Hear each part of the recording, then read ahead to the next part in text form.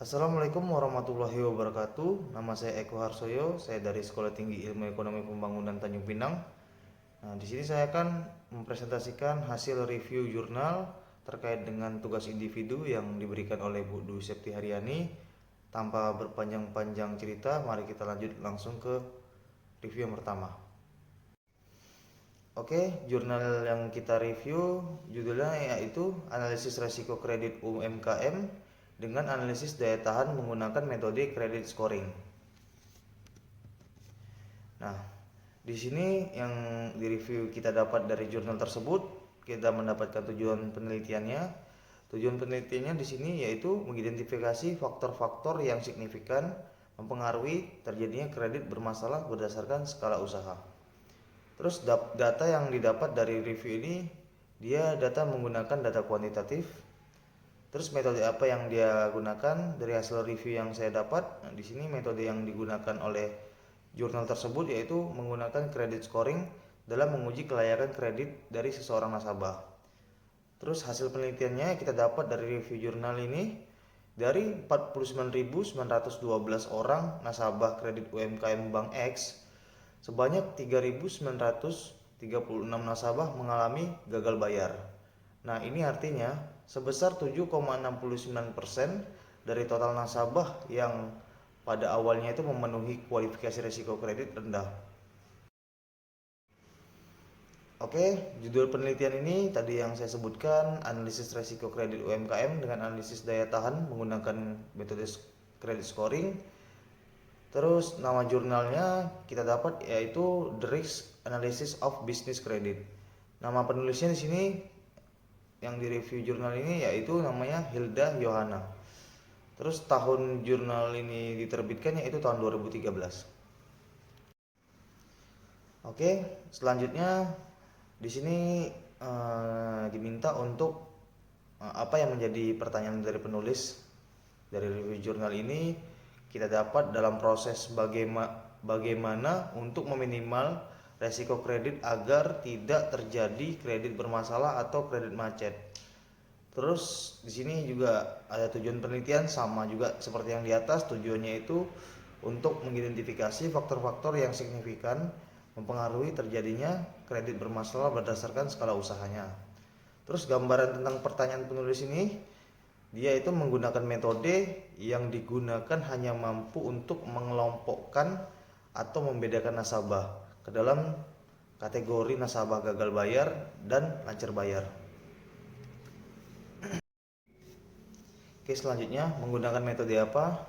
Nah, di sini kita dapat oleh karena itu cara penulis menjawab pertanyaan berdasarkan metode apa yang didapat itu dengan cara menganalisis daya tahan menggunakan regresi COX.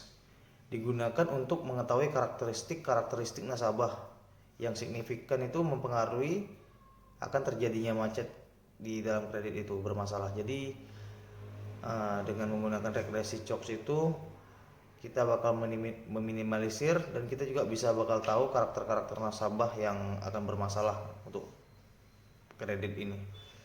Terus bagaimana penulis menjawab pertanyaannya? Nah, dalam penelitian ini menerapkan metode credit scoring dalam menguji kelayakan kredit dari seorang nasabah itu sangat bagus gitu. Jadi memang solusinya itu sudah dijawab dari credit scoring ini. Credit scoring ini tuh dia menguji kelayakan nasabah. Jadi sebelum para nasabah itu ingin meminjam uang dan tidak akan bermasalah, itu menggunakan credit scoring itu bakal meminimalisir terjadinya kegagalan bayar atau macet tadi bermasalah. Oke, selanjutnya data-data yang digunakan. Data yang digunakan tuh kuantitatif atau pendeskripsian data. Terus menggunakan pendugaan parameter juga, terus menggunakan pembentukan model regresi COX, terus menseleksi model terbaik untuk menentukan faktor-faktor resiko yang signifikan. Selanjutnya rentang waktu data. Nah, di sini rentang waktunya itu untuk cara mengetahui jangka kredit itu yang efektif agar resiko kredit itu yang akan dialami nasabah tuh seminimal mungkin lah. Jadi dapat ditentukan berdasarkan nilai dugaan peluang survivalnya. Nah, untuk setiap kombinasi karakteristik nasabah yang berbeda juga akan didapatkan efektivitas jangka waktu yang berbeda pula gitu. Oke, data yang diperoleh dari nasabah pertama ini, nasabah ini ingin meminjam uang sebesar 30 juta. 30 juta rupiah dengan jangka waktu pengembalian yang dijanjikan selama 3 tahun itu 36 bulan. Nah, dan memiliki karakteristik CR-nya itu, credit score-nya itu 0, QR itu quick ratio-nya juga 0, EBITDA itu 0, IR-nya 0, ROA-nya 0, PM-nya 1, SG-nya 0.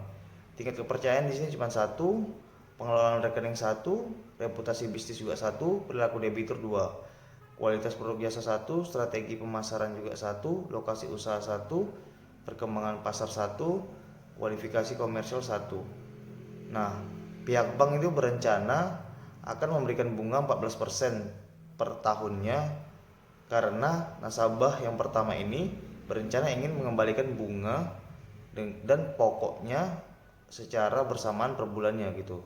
Jadi maka pihak bank menerapkan sifat suku bunga efektif kepada nasabah ini. Di sini apakah menjawab pertanyaan dari penulis? Terus menurut saya di sini dari hasil kesimpulan di atas yang sudah saya jelaskan tadi, saya sudah merasa menjawab pertanyaan dari penulis, yang dimana kesimpulannya itu sudah dijelaskan beberapa solusi yang harus dilakukan oleh setiap bank dari data yang sudah tertera jelas.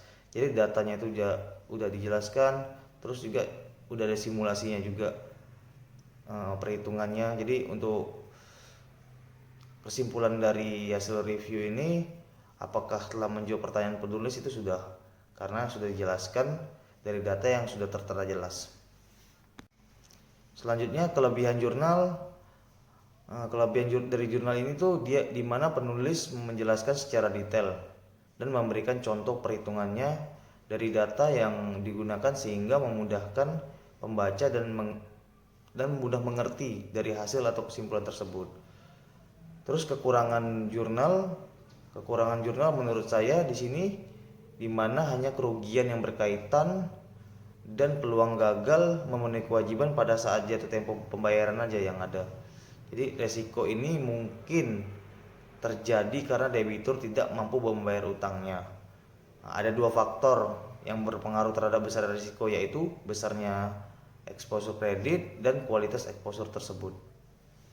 Menjelaskan 10 terms atau definisi yang bahasa-bahasa yang kurang dimengerti. Yang pertama itu tadi saya bahas dengan CRR, yaitu credit risk rating. Itu dia artinya sebagai risiko kerugian terkait dengan kemungkinan kegagalan counterparty memenuhi kewajibannya atau risiko bahwa debitur itu tidak membayar kembali utangnya. Nah, itu penjelasannya.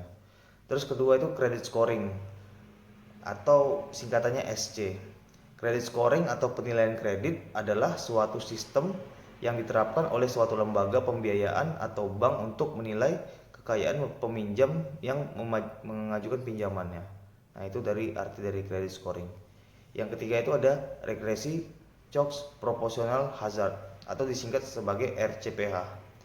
Nah, regresi Shocks ini merupakan salah satu regresi semi parametrik yang bertujuan mengetahui kombinasi faktor-faktor yang berpengaruh terhadap variabel respon yang berupa waktu survival.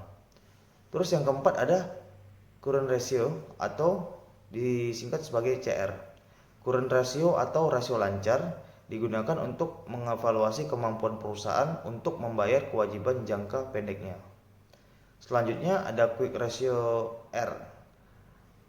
Kalau quick ratio ini atau rasio cepat adalah salah satu resiko keuangan yang digunakan untuk mengukur posisi likuiditas perusahaan, proyek, pusat investasi atau pusat laba. Yang keenam ada return of asset yang disingkat ROA.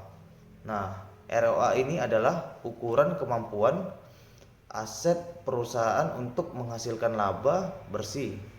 Nah, perhitungan ROA ini adalah laba bersih dibagi dengan total aset-aset rata-rata selama 2 periode tertentu. Oke, sekian dari presentasi yang bisa saya sampaikan. Jika ada kekurangan mohon dimaaf. Saya undur diri, saya ucapkan Assalamualaikum warahmatullahi wabarakatuh. Terima kasih.